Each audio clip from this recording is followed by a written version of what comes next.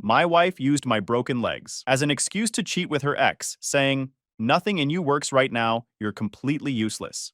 So I made sure those words cost her everything. All right, Reddit. So, yeah, I'm that guy who got turned into a temporary paperweight and learned exactly what his marriage was worth. My wife brought her ex into our house while I was stuck in a wheelchair recovering from a car accident. She told me, "Nothing in you works right now, you're useless, and I need a real man." So I started planning my exit strategy while she thought I was helpless. Grab some popcorn because this gets wild. Let me back up. 7 months ago, 29 male, was a normal dude with a normal life. I worked as an accountant for a logistics company, had a decent house in the suburbs, a wife of 6 years named Regina, and zero reason to think my life was about to become a dumpster fire. Then some idiot ran a red light at 60 miles per hour and T-boned my sedan on the driver's side. The impact shattered both my legs. Not just broke them, shattered. Like someone took a hammer to a ceramic plate and then stomped on the pieces. The ER doc said words like compound fractures, nerve damage, and extensive trauma. But the real gut punch came 3 days later when my orthopedic surgeon sat down with that look doctors get when they're about to ruin your week. "The damage to your legs is severe," he said, doing that thing where they try to sound hopeful while destroying your life. "We've stabilized the fractures, but there's significant nerve involvement. You're looking at months of recovery, maybe longer." "How much longer?" I asked. He paused. "That's never good. It's hard to say. Some patients regain full mobility. Others don't. We won't know until we see how you respond to treatment. So I might walk normal again. Might not walk at all. Might end up somewhere in between. Fun times." They sent me home after 2 weeks. Both legs in casts from hip to ankle, confined to a wheelchair, completely dependent on other people for basically everything. You don't realize how much you take walking for granted until you can't do it anymore. Can't get your own food. Can't use the bathroom without help. Can't even scratch your own leg when it itches under the cast. It's humbling in the worst possible way. Regina played the role of devoted wife perfectly when my parents and her parents were around. She'd fluff my pillows, bring me water, ask if I needed anything with this concerned look on her face. Her mom kept saying how lucky I was to have such a caring partner. My dad looked relieved every time Regina did something helpful, like he'd been worried she might bail. The mask came off the second we were alone. Like immediately. Her parents' car hadn't even left the driveway before her whole demeanor changed. The concern disappeared. The helpfulness evaporated. She looked at me in that wheelchair like I was a broken appliance she couldn't return. "I need to go to the store," she said that first night. Not asking, just informing me. "I'll be back whenever." "Could you maybe help me get to the bedroom first?" I asked. "It's been a long day." She sighed like I'd asked her to donate a kidney. Fine. That set the tone for everything that followed. She'd do the absolute bare minimum to keep me alive, but every task came with this heavy sigh and eye roll combo that made it clear she resented my existence. Helping me shower? Major production? Making meals? She'd dump a sandwich on a plate and leave it barely within reach. Adjusting my position in bed so I didn't get sores? I had to ask 3 times before she'd do it with this exhausted huff. "You know this isn't exactly fun for me either," I said one night after she'd complained about having to help me for the 3rd time that day. "Oh, I'm sorry," she shot back. "Is my frustration about becoming a full-time nurse inconvenient for you?" I let it go. The doctors said stress could slow healing, and I figured she was just adjusting to the situation. Plus, what was I going to do? Roll away aggressively? 2 weeks passed. She started going out more. Girls' nights, shopping trips, brunches with friends. She'd leave me parked in front of the TV with snacks and water bottles lined up like I was a toddler, then disappear for 6 hours. My buddy Dave started coming by to check on me because I'd text him when I needed something, and Regina wasn't answering her phone. The changes kept coming. She started wearing more makeup. New clothes showed up in her closet. She'd come home smelling like cologne that definitely wasn't mine. And her phone? That thing was locked down tighter than a bank vault. She'd take it to the bathroom with her, sleep with it under her pillow. Nearly had a heart attack if I so much as glanced at it. "Can you order us some food?" I asked one evening when my stomach was growling, and she'd been absorbed in her phone for an hour. "I'm starving." "Order it yourself," she said, without looking up. "My phone's in the bedroom." "Could you grab it?" Another one of those sighs. "Seriously?" "Yes, seriously. I'm hungry, and I can't exactly walk to get it." She slammed her phone down and stomped off to get mine, brought it back, threw it on my lap hard enough that it hurt. "There. Happy?" "Thrilled," I said. She went back to her phone. I ordered food. We ate in silence. This was my marriage now. Roommates who resented each other, except one roommate was completely dependent on the other, and that other clearly wished he'd just disappear. The real fun started about 6 weeks after I got home. I was in the living room, trying to do some work emails on my laptop, because disability payments don't cover everything, and I needed to stay somewhat productive. Regina had been gone all day. Again. It was almost 9 when she finally walked in. With Brock. I'm not even kidding. She just walked right in with this dude like it was the most natural thing in the world. He had his hand on the small of her back. They were laughing about something. She stopped when she saw me, but it wasn't guilty surprise. It was more like mild annoyance that I was in the living room instead of tucked away somewhere out of sight. "Oh," she said. "You're still up." Still up. In my own house. What a concept. "Yeah," I said slowly. "I'm still up. Who's this?" Brock stepped forward with this cocky grin. "Hey man, Brock. We met at—" "I remember," I cut him off. "What are you doing in my house?" "Our house," Regina corrected. "And he's here because I invited him." I stared at her, then at him, then back at her. "You invited your ex-boyfriend to our house, while your husband is sitting here in a wheelchair, and you thought this was appropriate because—" She crossed her arms. "Because I need some company that isn't just sitting around feeling sorry for itself." Wow.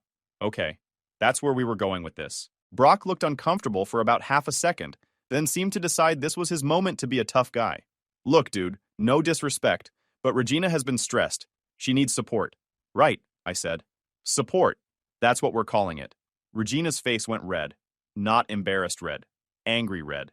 "You know what? Yes. Support. Something you can't provide right now because all you do is sit there and need things. I'm exhausted. I'm allowed to have friends." "Friends don't touch the small of your back like that," I pointed out. Brock actually rolled his eyes. This guy. In my house. Rolling his eyes at me. "Maybe if you weren't so paranoid and helpless, she wouldn't need other people," he said. That was it. That was the line. I may have been stuck in a wheelchair, but I wasn't about to sit there and get disrespected by some bargain bin loser in my own living room. "Get out," I said. Calm. Direct. "Excuse me?" Regina's voice went shrill. "Get out of my house." Brock laughed. Actually laughed. "Or what? You gonna roll over here and fight me?" "No," I said. "I'm going to call the police and have you removed for trespassing." "He's not trespassing," Regina jumped in. "I invited him. I live here. And I own the house," I said. "Deeds in my name. Bought it a year before we got married. So unless he wants to explain to the cops why he's refusing to leave a property owner's residence, he should probably start walking." Brock looked at Regina. She looked at me with pure venom. But he started backing toward the door because even idiots understand property law when it's spelled out that clearly. "This is ridiculous," Regina hissed. "You can't just—" "I can," I said. And I did. "He leaves or I call 911. Your choice." Brock left. Regina followed him out to the driveway. They stood there talking for 20 minutes while I sat in the living room, shaking with rage and adrenaline. When she finally came back in, she slammed the door hard enough to rattle the windows. "You're unbelievable," she said. "You humiliated me." "I humiliated you? You brought another man into our house?" "Because I'm lonely. Because you're useless right now and I need—" "A real man?" I finished. "Is that where this is going?" She stopped, looked at me. And in that moment, I saw exactly what she thought of me. There was no love there. No partnership. Just contempt. "Yes," she said quietly. "I need someone who can actually function. Who can take me places and do things and be a partner instead of a patient. You're broken right now. Nothing in you works right. I can't live like this." There it was. The truth. Clean and simple and absolutely brutal. "Okay," I said. "Okay what?" "Okay, I hear you. Thanks for the honesty." She looked confused. Probably expected me to beg or cry or argue. But here's the thing about hitting rock bottom. There's a certain clarity that comes with it. I wasn't going to grovel for someone who saw me as defective. I wasn't going to negotiate with someone who brought their ex home like it was casual Tuesday. I was done. "We'll talk tomorrow," I said. "I'm tired." She stared at me for a long moment, then shrugged and went upstairs. I heard her on the phone immediately, probably calling Brock to complain about what a nightmare I was. I pulled out my phone and texted Dave, "Need your help with something. Can you come by tomorrow?" He responded in 30 seconds. "What's up?" "Tell you tomorrow. It's important. I'll be there at 10. Then I made 2 more calls. One to a divorce attorney. I left a voicemail asking for a consultation. The second call went to my bank, asking about the process for freezing joint accounts. They said I'd need to come in person. I explained my situation. They said they'd send someone to the house. By the time I finished, it was past midnight. I sat there in the dark living room, in that wheelchair, in the house I'd bought with my own money, and felt weirdly calm, like I'd been waiting for the other shoe to drop for weeks and it finally had. No more guessing. No more hoping she was just stressed. Just cold, hard reality and a to-do list. Dave showed up at 10 sharp the next morning. Regina had already left. No note or anything. He took one look at my face and said, "We killing someone?" "Maybe metaphorically," I said. "I need you to help me document some things." I told him everything. The Brock situation. The conversation. Regina's words about me being broken and useless. He listened without interrupting, his face getting progressively harder. "Okay," he said when I finished. "What do you need?" "Security cameras," I said. "I want them in the living room and pointing at the entrances. Nothing in bedrooms or bathrooms, just common areas." "You think she's going to bring him back?" "I know she is. And when she does, I want proof." Dave nodded. "I know a guy. We can have them installed this afternoon." "Good. Also, can you help me move my important documents? Birth certificate, marriage license, financial records? I want them somewhere she can't access them." "Your parents' place?" "Works for me." We spent the next few hours getting everything organized. Dave's friends showed up around 2 with the cameras. Small, discreet, high quality. One in the living room corner, one covering the front door, one in the kitchen. All connected to an app on my phone. Record continuously. Saved to cloud storage. "This feels very spy movie," Dave said as we tested them. "That's because my life has become a soap opera," I said. The bank representative came by at 4. I explained I needed to protect my assets during a likely divorce. She helped me set up a new individual account and transferred half the joint savings to it. The other half stayed in joint access, which was apparently the legal way to do it. Can't clean out shared accounts without potentially getting destroyed in court, but I could protect my portion. Regina came home at 7. Dave had left an hour earlier. She walked in carrying takeout bags and wearing a new dress I'd never seen before. "You eat yet?" she asked. "Yeah." "Cool." That was the whole conversation. She ate in the kitchen while scrolling through her phone. I stayed in the living room. The cameras recorded everything. At 9, she announced she was going to bed. I heard her talking on the phone for over an hour. Couldn't make out the words, but I didn't need to. This went on for 3 days. Her leaving for hours. Coming back late. Zero communication beyond bare necessities. I spent the time researching divorce laws, talking to the attorney on the phone, and working on regaining some upper body strength. If I was going to fight this, I needed to be as functional as possible. Then came Wednesday night. I was doing exercises in the living room. Physical therapist had given me routines to keep my arms and core strong since my legs were useless. It was painful and frustrating, but I pushed through it because sitting around feeling sorry for myself wasn't going to change anything. 8:30, the front door opened. Regina walked in, Brock right behind her. She saw me and actually rolled her eyes. "Really?" she said. "You can't do that somewhere else?" "This is my house," I said evenly. "I'll exercise wherever I want." Brock closed the door. They both just stood there, looking at me like I was the problem. Like I was the intruder in my own living room. "We're going to hang out," Regina announced. "You should probably go to the bedroom." "No." "Excuse me?" I said no. "I'm not going anywhere. This is my house. He needs to leave." Brock stepped forward. "Look, man, we've been patient with your whole situation, but we're together now. You need to accept that." Together. She was calling it together, while still married to me, while I was sitting there disabled in the house I owned. "Get out," I said to Brock. "Make me," he shot back. And that's when Regina said it, the line that ended everything completely. "He can't make you do anything," she told Brock with this cruel smile. "Nothing in him works right now. He's useless. He can't walk, can't work properly, can't be a real husband. That's why I need an actual man." Brock laughed, put his arm around her. "Guess that's me." I pulled out my phone, started dialing 911. Regina's eyes went wide. "What are you doing?" "Calling the police. He's trespassing, refusing to leave my property." "You can't be serious," Brock said, but he looked nervous now. "This is insane," Regina shrieked. The operator picked up. 911, what's your emergency?" "Yes, I have an unwanted person in my home refusing to leave. I'm disabled and unable to physically remove him myself. I need assistance." Regina completely lost it. Started screaming about how I was ruining everything, how I was vindictive, how I was doing this out of spite. She grabbed a vase off the side table and threw it at the wall. It shattered. Brock tried to calm her down. The operator stayed on the line. I could hear her talking to dispatch. "Officers are en route. Sir, are you in immediate danger?" "Possibly," I said, watching Regina have her meltdown. My wife is destroying property and becoming increasingly erratic. That seemed to penetrate. Regina stopped mid-throw, a candle holder in her hand. Your wife? I'm your wife and you're calling the cops on me? I'm calling them on him. You're just giving them extra reasons to take this seriously. Brock was already heading for the door. Forget this. I'm out. Don't you dare leave me here, Regina yelled at him. But he did. Walked right out. So much for being a real man. The second things got legally complicated. He bailed. Regina stood there breathing hard, surrounded by broken objects, and I could see her brain trying to process what just happened. You just ruined everything, she said. No, I documented everything. There's a difference. Cops showed up 4 minutes later. 2 officers. They saw the mess, saw me in the wheelchair, saw Regina still holding the candle holder, asked for everyone's side of the story. I explained calmly. Regina tried to spin it as me being controlling, said I was trying to isolate her, that I was weaponizing my disability, but there was broken glass everywhere, and she kept interrupting the officers when they tried to talk. Not a good look.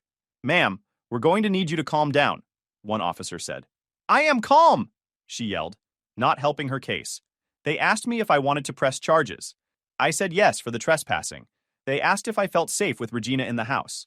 I paused just long enough to make them concerned. Tonight was unusual, but given my current physical state, I can't defend myself if things escalate. They asked her to step outside. She refused. They asked again. She started arguing. And here's the thing about cops. They really don't like it when you argue with direct requests. One of them told her she could step outside voluntarily, or they could make it involuntary. She finally went, but slammed her way out and started pacing on the front lawn. The other officer stayed with me. Asked if there was somewhere else she could stay for the night while things cooled down. I mentioned her parents lived 20 minutes away. He nodded, went outside, talked to Regina.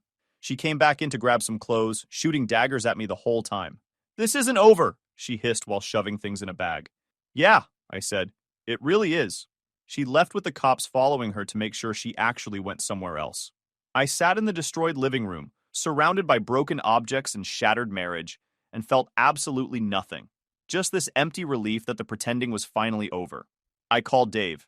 It happened. Brock showed up? Yep. Cops removed him and her. Got it all on camera. Dang, man, you okay? I'm fine. Can you come by tomorrow? I need to start moving forward on the divorce. I'll be there at 8. That night, I barely slept.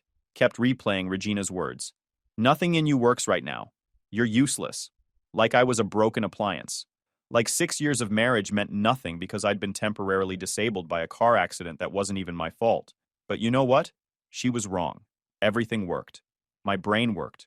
My hands worked. My sense of self-preservation worked just fine. Just because my legs were out of commission didn't mean I was helpless. The attorney called the next morning. I gave him the full story, mentioned the recordings, the police report, everything. He sounded almost gleeful. This is pretty straightforward, he said. She's established a pattern of abandonment and infidelity while you're disabled. The house is premarital property in your name. You've been the primary earner. She's got nothing. We filed papers that afternoon. Dave drove me to the office to sign everything. Regina got served 2 days later. She called me 17 times in 1 hour. I didn't answer. Let it all go to voicemail. She left messages ranging from angry to crying to threatening. Her parents called next. Apparently, Regina had told them I'd turned on her when she was just trying to help me through recovery. I let them talk, then calmly explained what had actually happened. They got very quiet. We didn't know, her dad finally said. Now you do. They stopped calling. The divorce moved fast. She tried to claim she deserved half the house because she'd invested emotional labor in the marriage. My attorney shredded that argument, reminded the court the house was purchased before marriage with my money, making it separate property. She tried to claim she needed spousal support because she'd been my caregiver. The recordings of her literally saying I was useless and bringing another man home kind of destroyed that narrative. She ended up with her car, her personal items, and exactly zero claim to anything else. No house, no alimony, no shared assets beyond what was in the joint account that I'd already split legally. The whole thing was finalized in 8 weeks because she had no case and everyone involved could see it. But here's where it gets interesting.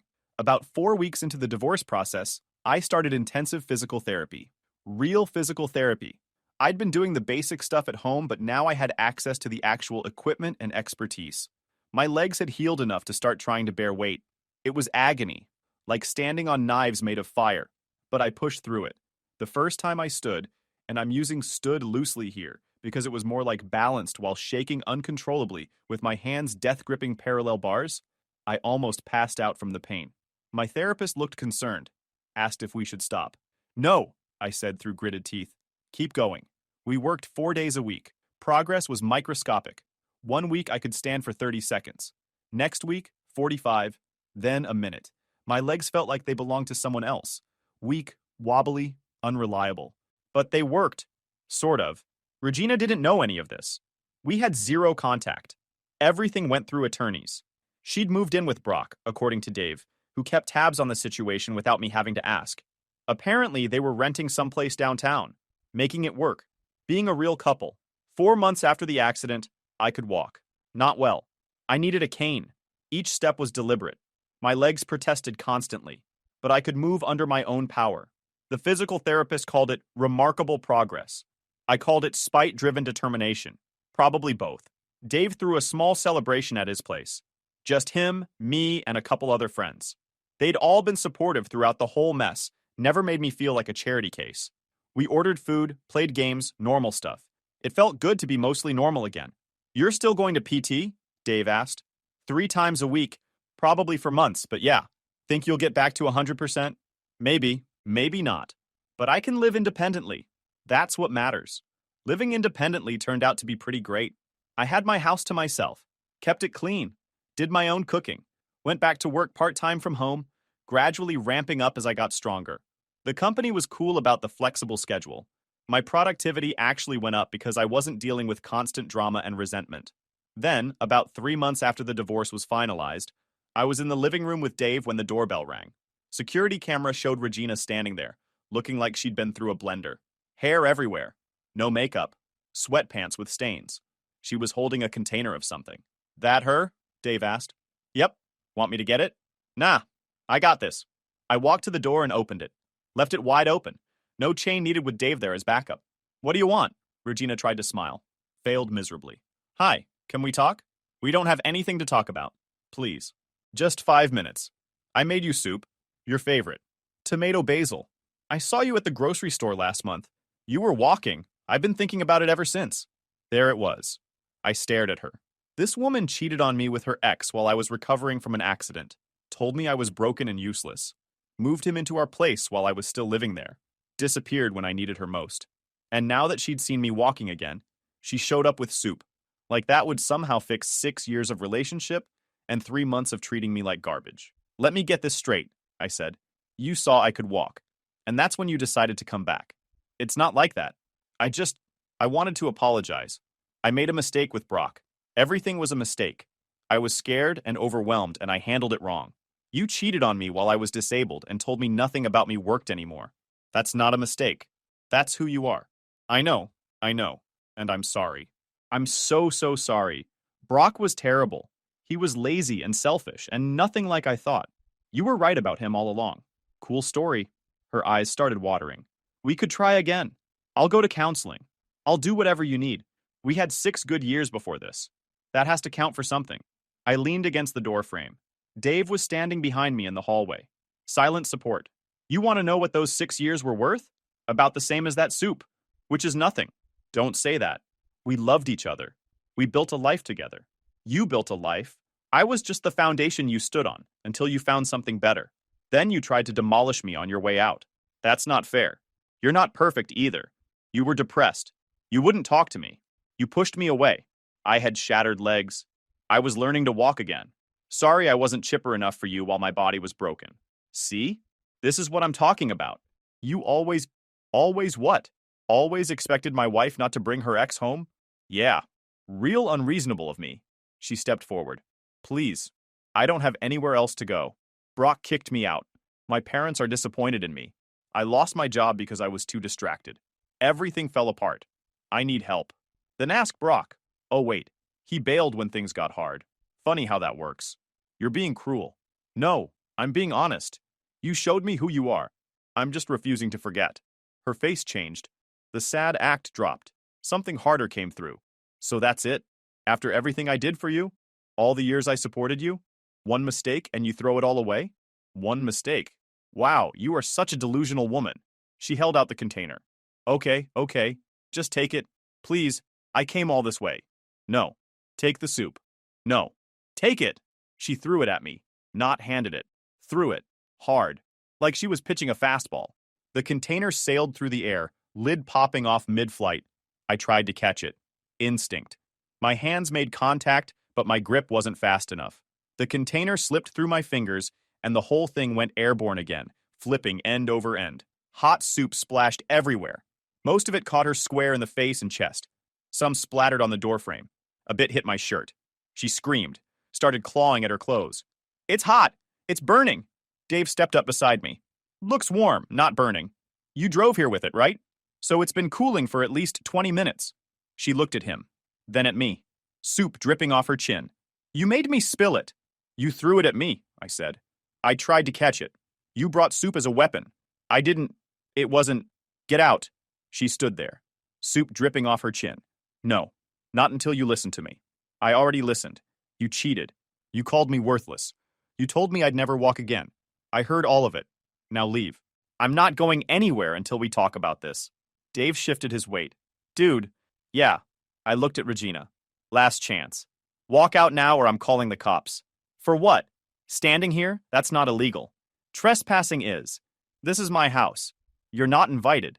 You're not welcome. And you just threw food at me. So yeah, cops. She crossed her arms. Soup-covered and defiant. Call them. I'll tell them you assaulted me. With what? Your own soup? Dave laughed. Lady, you're covered in evidence of your bad life choices. I'm not leaving, she said, voice getting louder. Not until he understands what he threw away.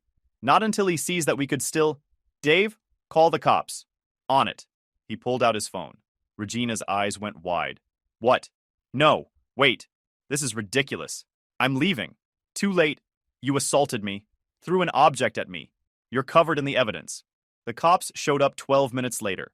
2 officers. Both looked like they were trying not to laugh the second they saw Regina standing there covered in orange soup with basil chunks in her hair.